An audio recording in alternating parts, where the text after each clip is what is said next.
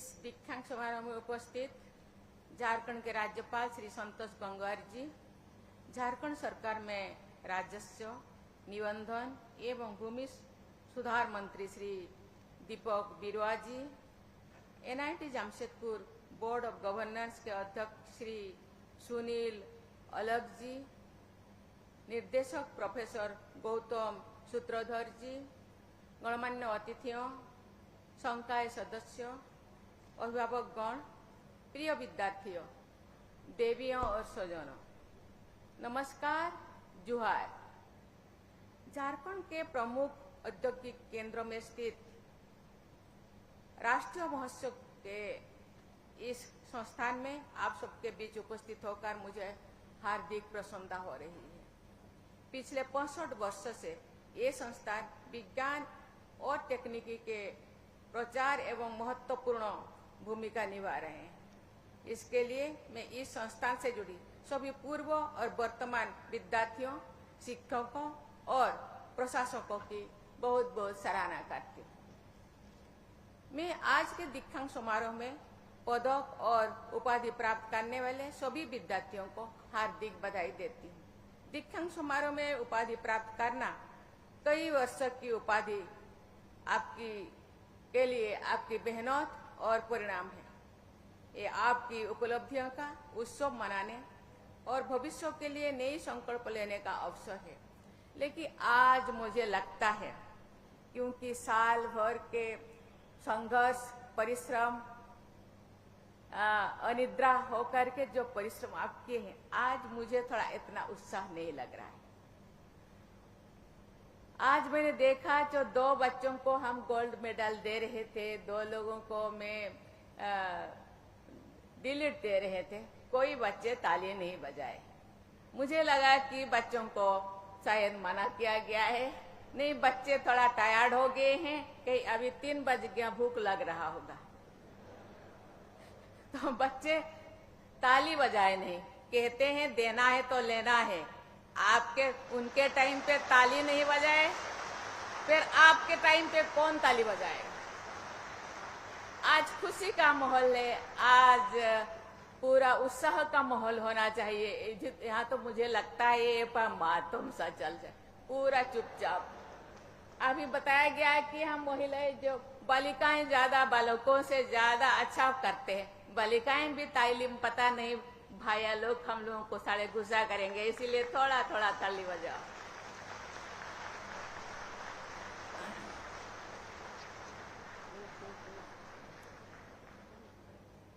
आपका दिन अपने माता पिता, अभिभावकों और शिक्षकों के प्रति आभार प्रकट करने का अवसर भी है, जिनके सहयोग और मार्गदर्शन से आपको ये सौभाग्य मिला है।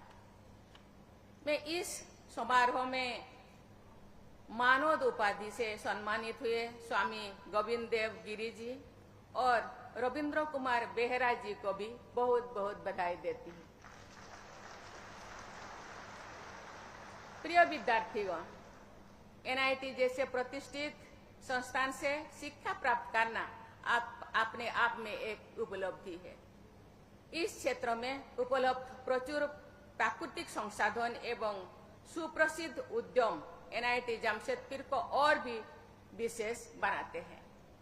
आपके पास अवसर है कि इस परिवेश का लाभ उठाते हुए अपने ज्ञान और कौशल का उपयोग देश तथा समाज के व्यापक हित में करें। मुझे ये बताते हुए मुझे बताया गया है कि NIT जमशेदपुर में ऐसा इकोसिस्टम विकसित किया गया है जो शिक्षा और नवाचार को लोगों की जरूरतों और देशवासियों की आकांक्षाओं के साथ जोड़ता है। सरकार के प्रयासों से परंपरागत क्षेत्रों के साथ साथ डिफेंस, स्पेस और एटॉमिक एनर्जी जैसे गैर प्रासंगिक क्षेत्र ही युवाओं को उद्यम स्थापित करने के अवसर प्रदान कर रहे हैं। तकनीकी रूप से सक्षम आप जैसे युवा इन अवसरों का उपयोग करके न केवल अपने लिए बल्कि दूसरों के लिए भी रोजगार सृजन कर सकते हैं। मुझे ये जानकर प्रसन्नता हुई है कि इस संस्थान में centre for innovation and incubation council की स्थापना की गई। मैं आशा करती हूं कि एक काउंसिल विद्यार्थियों में इनोवेशन और स्टार्टअप संस्कृति को बढ़ावा देने में सहायक सिद्ध होगा। देवियों और स्वजन, वर्तमान समय में जितनी तेज गति से तकनीकी बदलाव हो रही है, उस गति से शायद ही पहले की किसी कालखंड में हुई थी। इन बदलावों से जहां एक और नए नए अवसर उपलब्ध हो रहा है, वही दूसरी ओर नई चुनौतियां भी उत्पन्न हो रही है। तकनीकी विकास से शिक्षा, कृषि, स्वास्थ्य सेवा, संचार और ऊर्जा उत्पादन के क्षेत्र में अभूतपूर्व परिवर्तन हो रहे हैं।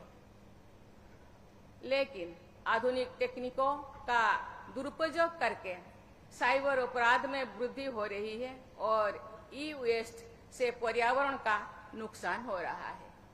एनआईटी जमशेदपुर जैसे महत्वपूर्ण हितधारकों से ये अपेक्षा की जाती है कि ये आधुनिक तकनीकों का सामान्य ज्ञान और समाज पर पड़ने वाले कुप्रभावों के नियंत्रण और समाधान में भागीदारी करेंगे।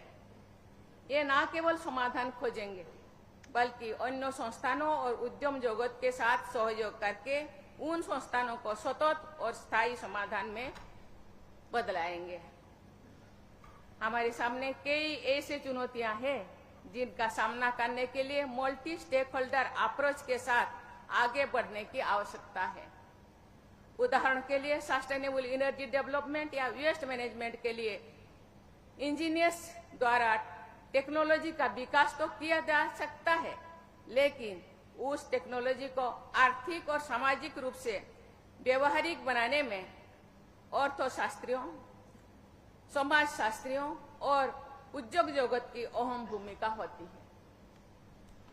देवियों और स्वजनों, शिक्षण संस्थाएं केवल शिक्षा और उपाधि प्राप्त करने के केंद्र ही नहीं है, बल्कि ये शोध के प्रमुख केंद्र है तथा राष्ट्र की बौद्धिक प्रयोगशालाएं भी है। यहाँ पर देश के भविष्य की सोच आकार लेती है।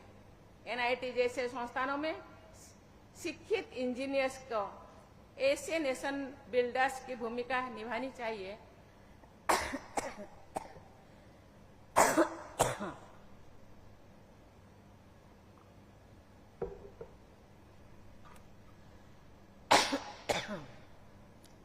जो तकनीकी विकास को मानव कल्याण का माध्यम बनाए। वर्ष 2047 तक